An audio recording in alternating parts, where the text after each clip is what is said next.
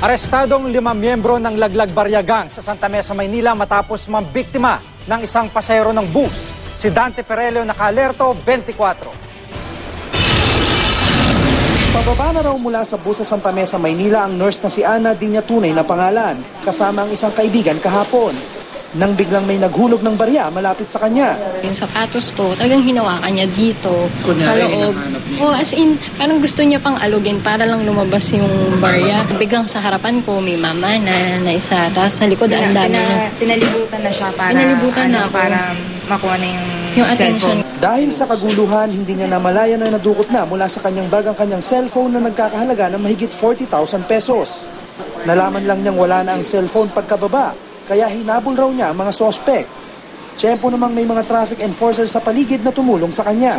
Nakuha lang kami ng atensyon dahil nagkakaanuhan sila doon sa cellphone tapos nagtatawanan. Bigla na lang may nakita kami babae na tinuturo sila. Inamin ng 5 sospek ang krimen. Depensa nila, matindi ang kanilang pangangailangan. Bili ng kain ba? Kasi kami trabaho sir. Ang anak ng asawa ko. Desidido raw si Ana na ituloy ang kasong theft laban sa 5 na dati na palang may record at nakulong sa kaparehong kaso.